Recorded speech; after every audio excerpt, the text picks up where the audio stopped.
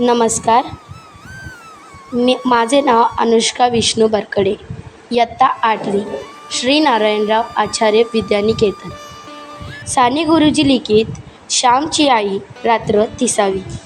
गोष्टीचे नाव तू वयाने मोठा नाहीस मनाने. मे महिन्याची सुट्टी संपून मी परत दापोलीस शिकायस गेलो. शाळा सुरू झाली. पावसाळाही सुरू झाला. तप्त जमिनीला मेघ शांत होऊ लागले. तापलेली जमिनीवर पाणी पडे व कसा सुंदर वास सुटे. नवीनच पाऊस जेव्हा सुरू होतो तेव्हा मातीचा एक रम्य सुंदर वास असतो. गंधवती पृथ्वी या वचनांची त्यावेळेस आठवण येते. फुलाफळात जो रस व जो गंध असतो, एक प्रकारचा स्वाद असतो तो पृथ्वीच्या पोटातला.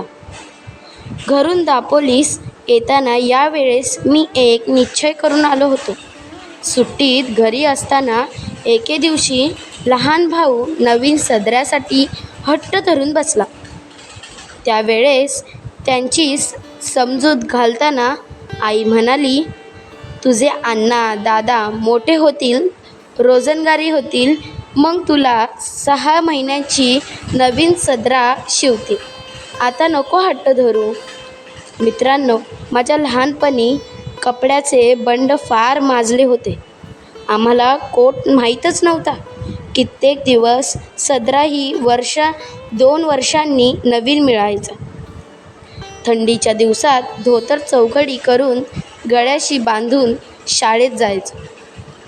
मफलर नव्हते, जॅकेटे नव्हते, गरम कोट नव्हते. आता शहरात तर विचारूच नका.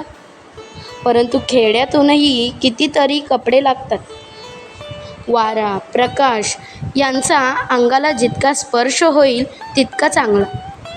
वारा व प्रकाश यांच्या रूपाने प्रत्यक्ष परमेश्वर आपली अंगे स्वच्छ करवयास जणू येत असतो. परंतु त्या सृष्टिमाऊलीला आपण अंगास हात लावू देत नाही व नाना रोग शेवटी आपणच झडतात. एक रशिया डॉक्टर म्हणतात, जगातील पुष्कळसे रोग फाजील कपड्यांमुळे होतात. रशियातील मुले फार थंडी नसली म्हणजे फक्त लंगोट लावूनच शाळेत जातात. कपडा कमी वापरण्याची वृत्ती नवीन रशिया निर्माण करीत आहे. विचारायच्या डोळ्यांनी रशिया पाहण्याचा यत्न करीत आहे व तसे चालण्याचीही ठरवित आहे. माझ्या धाकट्या भावाचा सदरा फाटला होता. आईने त्याला 2-3 गाभाड्या लावल्या होत्या. आपल्या भावास नवीन कपडा शिवून न्यायचा असे मी ठरवून आलो होतो. परंतु पैसे कुठून आणावायचे? माझे वडील कोर्ट कचऱ्याच्या कामास वरचेवर दापोलीस दरिद्र येत होते. तरी कंजेत दलालीला सुटली नव्हती. व्यसन असते तरीही काही लोकांना कोर्ट कचऱ्याशिवाय चैनच पडत नव्हते. स्वतःचे संपले तर दुसऱ्याचे खटले चालवायास ते घेतात. तुझा खटला मी जिंकून दिला तर मला इतके पैसे, खटला फसला तर झालेला खर्च सारा माझा, असे सांगून खटला चालवण्याची कंत्राटे घेणारे लोक मी पाहिले आहेत. वडील दापोलीस आले म्हणजे अण्णा 2 आणे मला खाऊला म्हणून देऊन जायचे. खाऊच्या पैशातील 1 पाही खाऊंमध्ये न खर्चण्याचे मी ठरविले. ज्येष्ठात आमची शाळा सुरू झाली. गणेश चतुर्थीला 3 महिने होते. तेवढ्यात महिन्यात या खाऊच्या पैशांच्या रुपयाभर जमला असता. गणेश चतुर्थीस धाकट्या भावास कोट किंवा सदरा शिवून न्यायचा असे मी मनात निश्चय केला. ध्येयावर डोळे होते. रोज पैसे मोजत होतो. गणेश चतुर्थी जवळ येत चालली. माझ्याजवळ 1 रुपया 2 आणे जमले होते. गौरी गणपतीला नवीन कपडे करतात. आपल्या गावातील मुलांना त्यांचे आईबाप नवीन कपडे शिवतील, परंतु माझ्या भावास कोण शिवील? माझ्या भावाला मी शिवून नेईन. मी शिंप्याकडे गेलो. माझ्या भावाच्या वयाचा एक लहान मुलगा मी बरोबर घेऊन गेलो. त्याच्या अंगाचा कोट शिवयास मी सांगितले. 2 वार कापड घेतले, अर्धा वार अस्तर घेतले. कोट तयार झाला. जवळच्या पैशात सारा खर्च भागला. तो कोट हातात घेतला तेव्हा माझे डोळे अश्रूंनी न्हायले होते. नवीन कपड्याला मंगलसूचक कुंकू लावतात, परंतु प्रेमसूचक अश्रूच मी त्या कोटच्या वर शिंपडले. मी घरी जाण्यास निघालो. पाऊस, मी म्हणत होतो. मी त्याच्याकडे राहिलो होतो. ते म्हणाले, पाऊस पाण्याचा जाऊ नकोस. नदी नाल्यांना पूर आले असतील. पिसईचा पाऱ्या, सोंडेघरचा पाऱ्या यांना उतार नसेल. आमचे ऐक. मी कोणाचे ऐकले नाही. हृदयात प्रेमपूर आला होता. तो नदी नाल्यांना थोडीच भीक घालणार होता. नवीन कोट बांधून घेऊन मी निघालो. पंख असते तर एकदम उडून गेलो असतो. चालण्याचे श्रमच वाटत नव्हते. सुखस्वप्नात दंग होतो. आईला किती आनंद होईल या कल्पनेत मी होतो. एक नानेटी माझ्या पायाजवळ उडी मारून गेली. नानेटी म्हणून एक सापाचा प्रकार आहे. तिचा हिरवा रंग असतो. नानेटी उड्या मारीत जाते. मला जरा भीतीच वाटली. जपून चालू लागलो. पिसाईचा पाऱ्या धुतडी भरून वाहत होता. त्याच्या पाण्याला ओढ फार काय करायचे. आईचे नाव घेतले व शिरलो. हातात काठी होती. पुढे काठी टेकवायची व मग पाऊल टाकायचं. मी वाहून जाण्याची बेतात होतो, परंतु कसा बाहेर आलो देवाला माहीत. माझे प्रेम मला तारीत होते. इतर नद्या नाल्यांना प्रेमाने भेटवयास जाणारा तो नाला तो मला कसा बुडवीन. मी माझ्या भावास भेटवयास जात होतो. त्या नाल्या इतकाच उत्सुकता होतो. धावपळ करीत होतो. त्या नाल्याप्रमाणेच मीही हृदय भरून घेऊन जात होतो. रस्त्यातील खडी वर आली होती. सुयासारखी दगडं पायात खुपत होती, परंतु माझे तिकडे लक्ष नव्हते. अंधार होण्यापूर्वीच घरी जाण्याची धडपड चालली होती, परंतु वाटेतच अंधार पडला. कडाड कडाड आकाश गरजत होते. विजा चमचम करीत होत्या. खळखळ पाणी वाहत होते. त्या पंचमहाभूताच्या नाचातून मी चाललो होतो.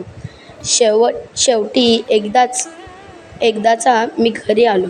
ओला चिंब होऊन गेलो होतो. आई, मी बाहेरून हाक मारली. हवेत फार गारठा आलेला होता. वडील संध्या करीत होते व आईने शेगडीत निखारे शेकण्यासाठी दिले होते. अण्णा आला आई, अण्णा. धाकट्या भावाने दार उघडले. दोघे लहान भाऊ भेटले. इतक्या पावसात श्याम कशाला आलास? सारा भिजलास ना? आई विचारू लागली. सोंडेघरच्या पाऱ्याला पाणी नव्हते का रे? वडिलांनी विचारले. हो, परंतु मी आलो कसा तरी, मी म्हटले. त्या दिवशी एक बाई वाहून गेली हो त्यातून, वडील म्हणाले. गणपतीची कृपा. बरे, ते कपडे काढ, कडक पाण्याने आंघोळ कर, आई म्हणाली. मी आंघोळीस गेलो. धाकट्यात भावाने माझे लहानसे गाठोडे सोडले. लहान मुलांना सवयच असते. त्यांना वाटत असते मी काही तरी आपल्यासाठी आणले असेल, परंतु मी माझ्या भावंडास काय आणणार? कोणता खाऊ आणणार? कोणते खेळणे आणणार? कोणते रंगीत चित्रांचे पुस्तक देणार? मी गरीब होतो ना. परंतु माझ्या भावास त्या गाठोड्यात काहीतरी त्यात कोट सापडला. नवीन कोट. तो कोट नव्हता, ते हृदय होते, ते प्रेम होते, ती आईची फलद्रूप झालेली शिकवण होती. अण्णा, हा लहानसा कोट कोणाचा? हा नवीन कोट कोणाला रे? धाकटा भाऊ कोट घेऊन माझ्याजवळ येऊन विचारू लागला. मग सांगेन घरात जा घेऊन. मी म्हटले, आई हा बघ कोट, हा काही अन्नाच्या अंगाचा नाही, हा मला आणलाय होय आई. धाकटा भाऊ आईला विचारू लागला. आईने कोरडे धोतर दिले. मी चुलीजवळ शेकत बसलो. आई म्हणाली, श्याम हा कोणाचा कोट? मोरू जोशांकडे का रे द्यायचा आहे? मोरू जोशांकडे का रे द्यायचा आहे? कापातल्या मुक्याने पाठविला असेल. वडील म्हणाले, नाही, हा मी पुरुषोत्तमसाठी शिवून आणला आहे. मी म्हटले, पैसे रे कोठले? कोणाचे कर्ज काढलेस काय? का फिचे दडवलेस? वडिलांनी विचारले. कोणाच्या पैशांना हात तर नाही लावलास? आईने कातर स्वरात विचारले. आई, त्या दिवशी तू सांगितले होतेस, हा पहिला व शेवटचा हात लावलेला, ते मी विसरणार नाही. मी कर्ज काढले नाही, चोरले नाही, विचारले नाही, खर्चिले नाहीत. मी म्हटले, मग उधार का शिवून आणलास श्याम? वडिलांनी विचारले. भाऊ, तुम्ही मला खाऊला 2 आणे देत असा, ते मी जमवीत गेलो. 2-3 महिन्यांचे सारे जमवले. त्यातून हा कोट शिवून आणला. आई म्हणत असे ना, तुझे अण्णा दादा मोठे होतील मग तुला नवीन शिवतील कोट. मी मनात ठरविले होते की गणपतीला नवीन कोट आणवायचा. पुरुषोत्तम बघ तुला होतो का? मी म्हटले, अण्णा हा बघ छान होतो आणि आतलाही खिसा. आता माझी पेन्सिल हरवणार नाही. आई बघ पुरुषोत्तम आईला दाखवू लागला. मी सांगितलेले हकीकत ऐकून आईला गैवर आला व ती म्हणाली, श्याम तू वयाने मोठा नाहीस, पैशाने मोठा नाहीस, शिकवून मोठा नाहीस, परंतु मनाने मोठा आजच झालास. हो, हेच प्रेम. बाळांनो, पुढेही ठेवा. या प्रेमावर देवा दृष्ट नको कोणाची पाडू. वडिलांनीही माझ्या पाठीवर प्रेमाने हात फिरवला. ते बोलले नाहीत. त्या हात फिरवण्यात सारे बोलणे होते, साऱ्या स्मृती होत्या. आई याला कुंकू लाव, पुरुषोत्तमने विचारले. बाळ आता घडी करून ठेव. उद्या कुंकू लावून देवांना नमस्कार करून अंगात घाल. नवीन कोट घालून गणपतीला आणायला जा. हो, आई म्हणाली. धन्यवाद.